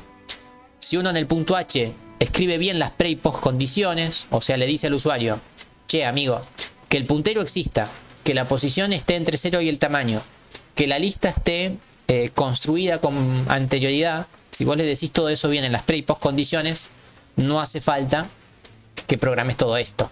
Todo esto está hecho por si alguien mete la pata y lo usa mal, ¿sí? Pero el algoritmo en sí es solo esto, ¿ok? Bueno, el obtener tamaño es como un get tamaño que nos retorna el tamaño, re sencillo. Y el imprimir nos muestra cada uno de los elementos con un print, con un corchete, bien sencillito, con el obtener elemento que acabamos de verlo recién, ¿sí? Entonces después chusmeen un poquito estos últimos algoritmos que no les mostré, porque ahora quiero mostrárselos en acción, cómo es que funciona esto. Vamos al main. Como es un TDA, obviamente hay que incluirlo, si no, no funciona. Obviamente. ¿Y cómo funciona? Bueno, primero hay que construir la lista, constructor de la lista. Voy a ir borrando y volviendo a poner, así lo van viendo. Construyo la lista y digo printf, y acá llamo una de estas funciones. Está vacía la lista. ¿Qué hace esa función? Nos retorna 0 o 1 según si la lista está vacía o no está vacía. Y al principio está vacía la lista y bueno, sí, claro que está vacía, no hay nada, ¿sí? Así que esa función nos retorna un 1. Avancemos un poco más. Este valor resultado es donde voy a recuperar datos. Después lo hacemos, por ahora no lo necesito. Vamos con acá. Vamos a ir hasta acá. Esto lo voy a borrar. Vamos con los insertar. Miren lo que voy a hacer. Esta lista que estaba vacía, le voy a insertar el 3. ¿Pero dónde inserto el 3? Y acá digo que el 3 lo inserto al principio. Acá. Como hay un solo elemento, el 3 lo inserto al principio. Después inserto el 7. ¿Pero dónde lo inserto? Y lo inserto al principio. O sea, mi lista quedaría así. O sea, vayan siguiendo lo que voy haciendo con el cursor. Después voy a tratar de insertar el -1. ¿Pero dónde lo voy a insertar? En la posición 1. O sea, voy a insertar el -1 acá. ¿Sí? Ahí voy a insertar el -1. Después voy a insertar al final el -4. -4. Después voy a insertar al inicio el 7. Otro 7 más. Después me perdí un poco, voy a insertar en la posición 4 un 3. 1, 2, 3, 4. En la posición 4 un 3. Y por último, al final un 32. O sea, esto que acabo de hacer con el cursor, que parece una pavada, hacer esto con el right era re difícil. Era muy difícil, de hecho. Eso de ir corriendo de un lado al otro. Y si uno tiene que ir corriendo a la derecha o a la izquierda, va bien. Pero si querés insertar en el medio, tenés que a uno dejarlo fijo y al otro correrlo a la derecha. Es un problema. Vamos a probarlo. Bueno, y ahí tenemos, ¿no? El mismo array que fuimos construyendo. Acá lo tenemos. Está perfecto, ¿sí? Coincide con lo que teníamos. El 32 al final. Doble 7. -1, 3, 3, -4. -1, 3, 3, -4. Increíble, ¿sí? Entonces acá vemos la flexibilidad que tiene las listas. ¿Sí? Yo no sabía cuántos elementos eran, no me interesa en ningún momento, de hecho. Yo voy insertando donde quiero, no tengo problema. Porque son nodos independientes que se van guiando solamente por sus punteros. Y no llegué a verlo, pero seguramente decía que la lista no estaba vacía. ¿Sí? Decía 0 seguro, no lo vi. La lista está vacía, 0. Es falso, no está vacía. ¿Sí? Bueno, y vamos con las otras operaciones, que son las que borré. La lista es la misma, el mostrar es el mismo.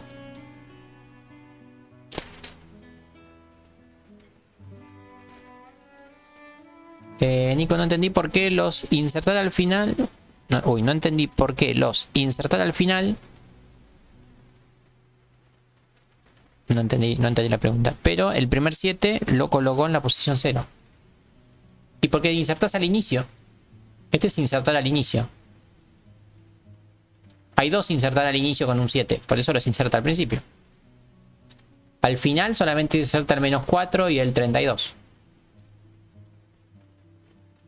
No sé si te respondí. Por ahí leíste final en el 7 y el inicio, ¿sí? Los 7 están con posición inicial nada más. Sí, por eso los colocan en la posición 0, porque son insertar al inicio. No, dale, no hay problema. Bueno, y ahora vamos a eliminar algún dato.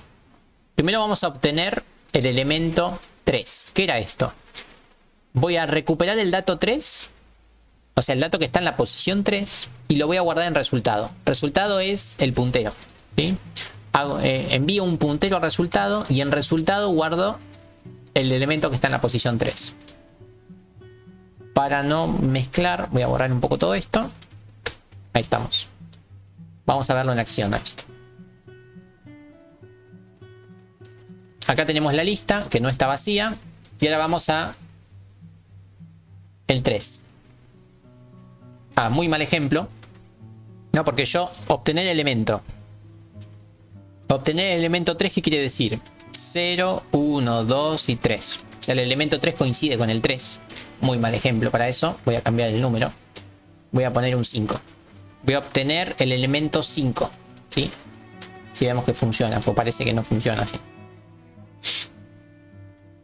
Ahora sí. Voy a obtener el elemento 5. El 0, 1, 2, 3, 4, 5. Este es el que quiero. Bueno, me fijo. Resultado obtenido. A ver si de verdad coincide. Y sí, es el -4. Ahí me paré en uno de los elementos que necesitaba. En el elemento 5 justamente.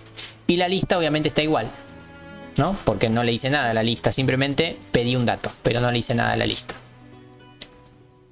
Bueno, y ahora vamos a los remover.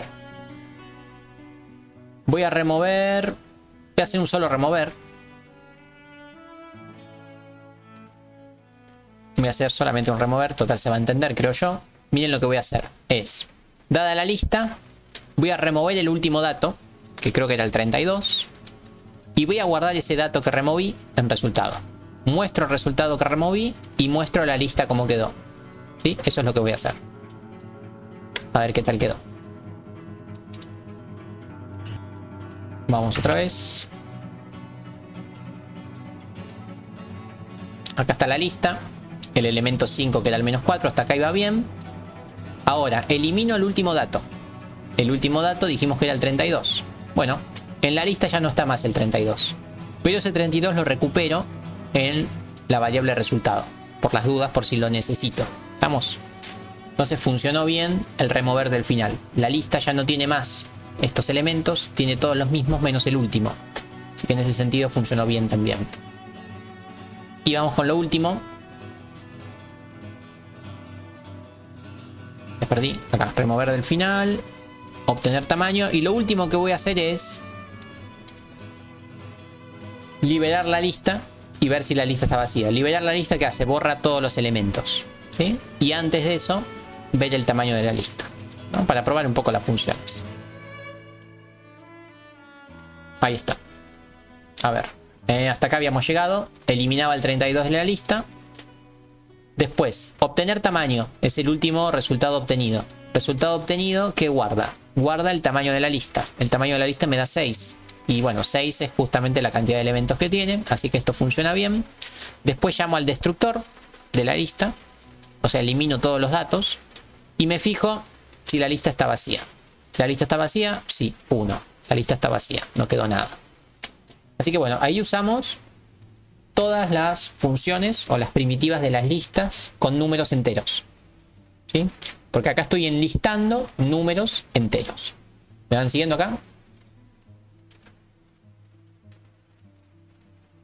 Bueno, en el TP que ustedes tienen disponible, medio que los va guiando con lo que tienen que hacer, pero yo les voy a resumir lo que tienen que hacer.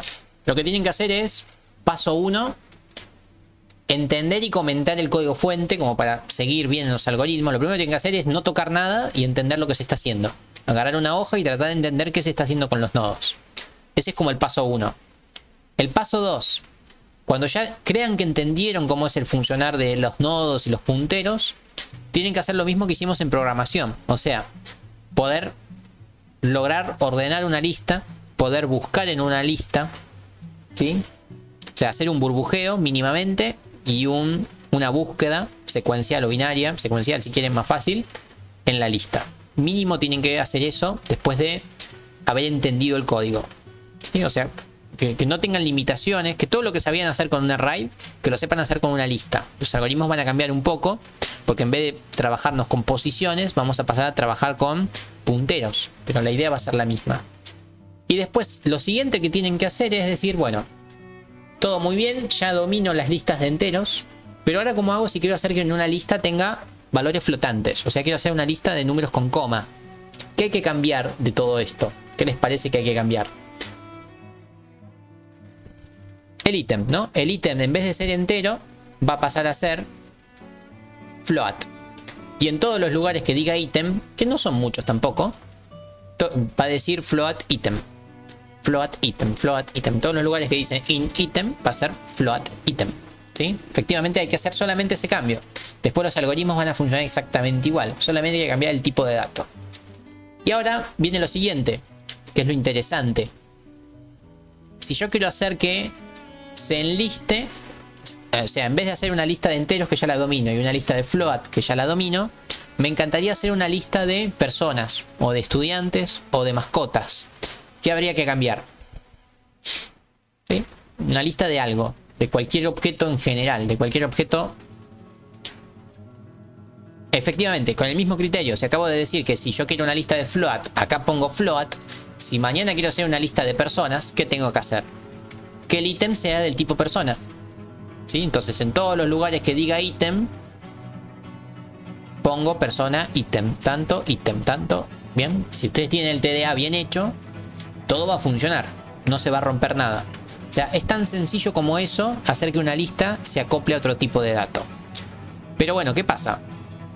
Pasa que tenemos enteros, float, char, arreglos de char podría ser, otro tipo de dato para el ítem.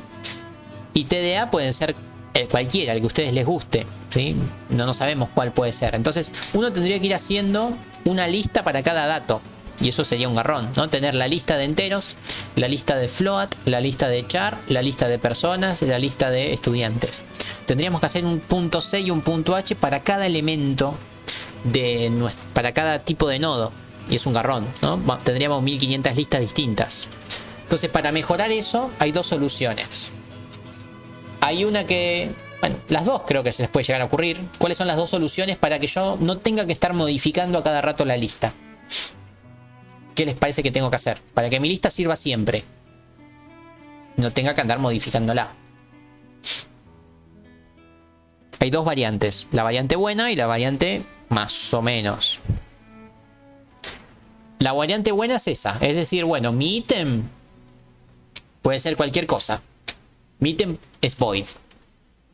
Sí, de hecho mi ítem es un puntero a void, ¿no? Que fue lo que mencionamos la clase pasada sobre el repaso de punteros. Decir, bueno, mi ítem va a ser cualquier cosa. Pero bueno, esta es la forma buena de hacerlo. La forma correcta. Pero no quiere decir que sea la más fácil, ¿sí? Es bastante complicada. Vamos a tener una clase particular para eso. Pero hay una solución que es un poquito más fácil. De hecho, es más fácil que esa. No hay un punto final. Pero también es bastante genérica. Que es decir, bueno, mi ítem va a apuntar a un dato cualquiera, y mi dato puede ser de cualquier tipo, no me interesa, ¿sí? Entonces, eso es lo que voy a mostrar ahora en el próximo ejemplo. Voy a cerrar todo. Voy a hacer una lista de un TDA, que es lo que tengo acá. Que miremos el cambio que hice. Vengo a mi lista, es la misma lista, de hecho hice copiar y pegar, no cambié nada. Copiar y pegar de la lista, la misma. Lo único que cambié es esto, dato. Entonces mi lista contiene un ítem, y ese ítem es un dato, cualquiera. En todos los lugares que decía ítem entero, puse ítem dato. Ítem dato. En todos lados dice ítem dato. O sea, mi nodo contiene un dato. Y el dato es cualquier cosa, es un dato. ¿Y qué es el dato? Me van a preguntar. Bueno, el dato es lo único que uno codifica. Entonces vengo al dato H. Entonces, ¿qué es un dato? En este caso un dato es un animal. Entonces esta es una forma de hacerlo bastante genérico. Decir, bueno, mi lista apunta a cualquier dato. Yo lo único que tengo que hacer es construir un TDA que se llame dato. Y dentro de ese TDA pongo cualquier cosa que yo quiera enlistar. ¿Vamos? Esa es una solución también bastante buena. Porque mi dato puede ser cualquier cosa. ¿Sí? O sea, lo único que tengo que hacer son estos 3 renglones. De hecho, esto no. Dato, crear dato va siempre. Lo único que tengo que hacer es dentro de la estructura dato guardar lo que yo quiero. Entonces solamente cambiando esta liñita va a funcionar todo y se va a adaptar a cualquier dato. ¿Estamos? Esa es una solución que no es la mejor, pero es mucho más fácil que puntero a void. Entonces también funciona. ¿Sí? La de void la vamos a ver después. Entonces la moraleja es que hice una lista que apunta a cualquier dato. Y ese dato lo defino yo a mi gusto. Digo, bueno, mi dato ahora va a ser un animal. Mañana va a ser una persona. ¿Sí? Pasado mañana va a ser un float número. No me importa qué es. Lo modifico en el momento, según lo que yo necesito. Y bueno, vamos a verlo en acción a esto para que vean que funciona. Reitero, los algoritmos son iguales, son copiar y pegar. Si se fijan, los comentarios son los mismos. Todo igual, es el mismo código. Solo que en vez de int entero dice int dato. Vamos a verlo funcionar. De hecho, la estructura es igual. Tengo 3 animales que los creé ahora en el momento. ¿Sí? Tengo la lista. Esto es igual que antes. Creé la lista vacía. Inserto los animales. ¿Sí? Inserto los animales en la lista. Lista, insertar al inicio, insertar al final, insertar al inicio. En cualquier orden. Y muestro la lista. Vamos a probarlo. Reitero, son las mismas funciones. No cambié nada. Solamente agregué el dato. Y bueno, ya está, ¿no? Tenemos, insertamos al principio el animal 1, que era el caniche. Después inserté al final el dogo, ¿sí? Y después inserté al principio, estoy perdiendo un poco, el gato. Entonces debería quedar gato, caniche, dogo, ¿sí? Me pierdo un poco porque dice gato y dice caniche, pero bueno, quedó bien, ¿sí? Gato, caniche, dogo. Estamos... Me mareaba un poco que el ave sea un caniche, pero no importa. Quedó bien. Importante que el orden quedó correcto. O sea, el algoritmo funcionó exactamente igual, pero para un dato cualquiera. Y un dato bastante más complejo. Este dato no es ni entero, ni float, ni char. Este dato es un animal. Y el animal es un TDA con toda su complejidad. ¿Sí? Es un TDA completo. Entonces ahí hice una lista de animales en este caso. Y podría haber hecho una lista de cualquier otro tipo de dato. Si los datos, si los animales tienen un arreglo de dueños, o sea, tienen personas que son sus dueños, acá va a decir array persona, y cuando yo haga la lista de animales, me va a mostrar cada animal con sus personas. Entonces es muy fácil enlistar los elementos con ese mínimo cambio. Bien. Entonces, de esta forma ya sabemos adaptar nuestra lista de enteros a lista de cualquier tipo de dato, e incluso para una lista de TDA. O sea, logramos hacer bastante. Pero eso puede ser que no te sirva. No, Santi. A ver, esto último que hice sirve para la lista de lo que vos quieras. Si vos podés, si mañana querés hacer una lista de personas, vos no modificás a la lista.c.h. Lista.c.h te sirven. Lo único que modificás es dato.c y dato.h. Solamente modificás esto, que son 3 renglones. Lo que por ahí me querés decir, que eso sí es cierto, es que vos no podrías hacer más de una lista por programa. Eso que me estás diciendo, eso sí es cierto. O sea, la limitación que tiene esto es que todos tus programas tienen que tener una sola lista. Pero si necesitas una lista de perros y una lista de humanos, ahí sí ya no podés, porque tu dato es uno solo. Eso sí es correcto. O sea, esto que ganamos es para que lista.h y lista.c no lo modifiquemos. Pero lo único que perdimos es que vamos a hacer una sola lista de un solo tipo. Lamentablemente sí, eso es cierto. Con la lista void vamos a poder hacer que la lista sea de cualquier cosa. y vamos a poder tener tantas listas como uno necesite. Ahí sí ganamos del todo. Sí, reitero, lo de dato, como bien dijo por ahí Santiago, me sirve para que lista.h y lista.c no lo tenga que modificar nunca más en mi vida. Pero lamentablemente vamos a poder hacer una sola lista por programa, porque va a depender de un dato y el dato es único, no puedo hacer otro tipo de dato, sino ahí tengo que modificar la lista. Sí, me expresé mal. Podés hacer más de una lista, no pueden ser de distinto dato. O sea, puedes hacer 10 listas si querés, pero todas van a ser del mismo dato. Eso es lo que quise decir, efectivamente. No vas a poder hacer una lista de personas y una de perros, porque son distintos datos. Ahí sí, efectivamente. Igual, así todo, si bien perdimos eso, igual ganamos un montón. Cambiando 2 líneas, hacemos una lista de cualquier cosa. ¿Sí? O sea, es muchísimo el salto que estamos haciendo hoy. La clase que viene vamos a dar un salto todavía mejor, pero el de hoy ya es bastante. ¿Sí? Así que bueno, con lo visto hoy, por favor, chequen el algoritmo que les mostré hoy de enteros, entiéndanlo, coméntenlo, hagan ordenar, hagan buscar, hagan, qué sé yo, ordenar para un lado, ordenar para el otro, fundamental, en los dos sentidos. Bueno, los insertar ya los tienen hechos. Practiquen esto mismo con un TDA como acabo de hacer. Ordenen el dato del TDA, busquen un dato del TDA en la lista, etcétera. O sea, sean creativos y empiecen a aprender a moverse con nodos dentro de la lista, ¿sí? Ya pueden hacer un montón de ejercicios. Ya les digo cuál les conviene que hagan. Pero más o menos tienen que ir siguiendo el orden. O sea, el orden de los ejercicios es el mismo orden en el que vamos explicando la materia. O sea, obviamente, si no se acordaban de lo de TDA, si lo que hoy vimos de TDA les pareció así como medio confuso, empiecen por el ejercicio de la unidad 0 de TDA. O sea, traten de hacer el ejercicio de TDA. Cuando lo vea se los muestro. ¿Sí? Si no se acordaban de TDA, traten de hacer los ejercicios de TDA. Si TDA les parece que ya lo recuerdan, no hay problema.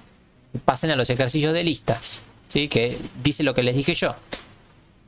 Analizar la lista de enteros, ¿sí?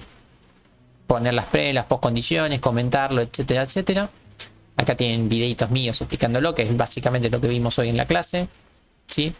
Cambiar la lista de enteros a algún otro tipo de datos, ¿sí? Y hacer ordenamientos y búsquedas, fundamental. Acá hay unos videitos míos también que les dan unos pasos como para que sepan ordenar y buscar. Es el burbujeo y la búsqueda secuencial, pero hecha con punteros, no con posiciones.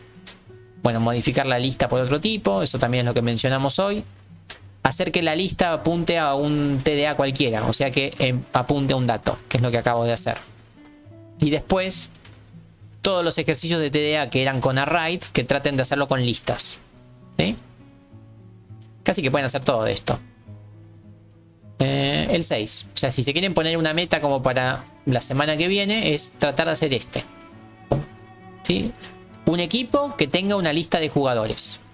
O sea, tendrían que hacer una lista de jugadores. Jugadores es un TDA y equipos otro TDA, ¿sí? Por lo menos hasta acá. Hasta acá sería como un buen objetivo para practicar lo anterior. Y si les salió de taquito, hagan que a su vez esos jugadores tengan una lista de títulos. Ya eso es como mucho. Si pudieran hacer esto otro lo van a poder hacer sin problemas, porque es lo mismo. Pero hagan lo que está en rojo, que sea como una buena enseñanza. Después el 7 y el 8 son listas circulares y doblemente enlazadas, que no sé si nos interesa mucho. Y la clase que viene empezamos a partir del 9. Así que bueno, traten de hacer el 6, 7 y 8 si quieren los ignoran. Ya la clase que viene arrancamos con el ejercicio número 9 en adelante. Son listas body. Bueno, dicho esto, por mi parte no tengo más que decir. No sé ustedes, si tienen alguna consulta o algo por el estilo. La clase que viene creo que es presencial, si no me falla la memoria. Donde seguramente les muestre una lista void funcionando. Y bueno, aprovechen ahí para, si no pudieron hacer el 6, me preguntan o lo trabajan en equipo o en grupo o lo que sea. Y bueno, traten de no atrasarse, ¿sí?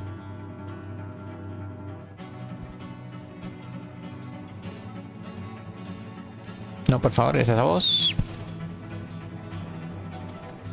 Bueno, si no hay preguntas o más nada que decir, yo voy cerrando la grabación. Buen fin de semana. Y cualquier cosa pregunten ahí por el campus o por el Slack. Un abrazo. Fuerte.